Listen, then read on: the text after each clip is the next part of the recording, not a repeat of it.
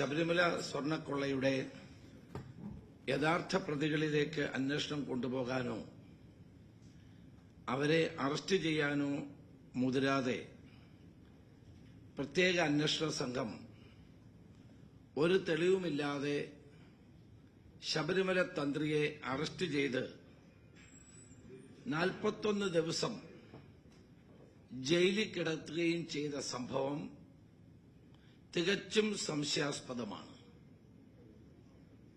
ഇത് മുഖ്യമന്ത്രിയുടെ ഓഫീസിൽ നിന്നുള്ള ഉത്തരവനുസരിച്ചാണ് പ്രത്യേക അന്വേഷണ സംഘം പ്രവർത്തിച്ചത് എന്നത് വളരെ വ്യക്തമാണ്. പ്രത്യേക അന്വേഷണ സംഘം ഇതിനെ ജാമ്യം കിട്ടുന്നതിനെ ശക്തമായി എതിർക്കുകയുണ്ടായി. എന്നാലും കൊല്ലം വിജിലൻസ് കോടതി വസ്തുതകളെല്ലാം പരിശോധിച്ച ശേഷം 93 പേജുള്ള ഒരു വിധിന്യായം പുറപ്പെടുവിക്കുകയുണ്ടായി. അതിൽ വ്യക്തമായി പറയുന്നു, ശബരിമല തന്ത്രി കണ്ഠരര് രാജീവർക്ക് ഇതിലൊരു പങ്കുമില്ല എന്നുള്ള കാര്യം. ഞാൻ അതിന്റെ പ്രസക്തമായ ഭാഗം ഒന്ന് വായിക്കാം. Very importantly, there is nothing on record for the matter on not even iota of evidence from the side of the SIT to establish any positive involvement on the part of the petitioner in the alleged irregularities.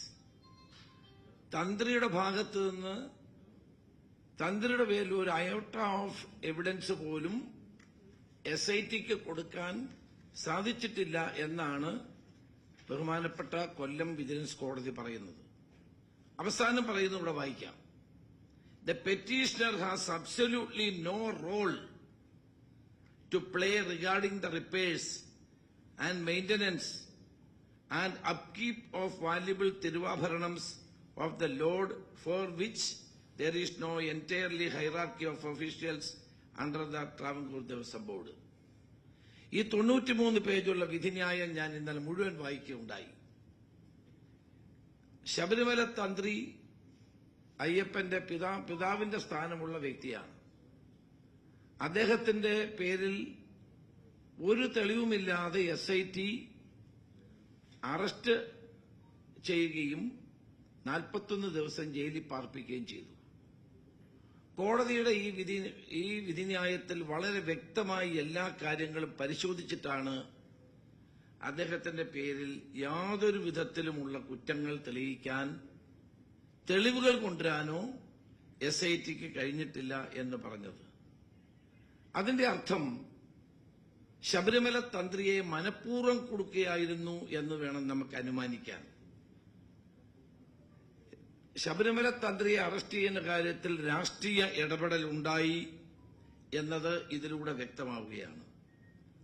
SITയെ ഒരു ഘട്ടം കഴിഞ്ഞപ്പോൾ SITയെ മുഖ്യമന്ത്രിയുടെ office നിയന്ത്രിക്കുന്ന നിലയിലേക്ക് കാര്യങ്ങൾ എത്തി എന്നുള്ളതാണ് വസ്തുത. ഈ വസ്തുത നമുക്ക് കാണാതെ കടന്നു പോകാൻ സാധ്യമല്ല. ഇനി ശബരിമല തന്ത്രി പോകട്ടെ, ഏതൊരു വ്യക്തിയെയും അറസ്റ്റ് ചെയ്യുമ്പോൾ പാലിക്കേണ്ട ചില കാര്യങ്ങളുണ്ട്. എന്തിനാണ് 41 ദിവസം ഒരാളിനെ ജയിലിലിടുന്നത്? ഒരാളിനെ അറസ്റ്റ് ചെയ്യുമ്പോഴും ജയിലിലിടുമ്പോഴും പാലിക്കേണ്ട അല്ലെങ്കിൽ ആധാരമായ തെളിവുകൾ കാണാതെ അല്ലെങ്കിൽ ഉണ്ടാകാതെ എങ്ങനെ അറസ്റ്റ് ചെയ്യുകയും ജയിലിടുകയും ചെയ്യും? ഇന്ന് പൊതുസമൂഹത്തിൽ ഉയർന്നു വരുന്ന ഈ ചോദ്യം വളരെ പ്രസക്തമായ ഒന്നല്ലേ?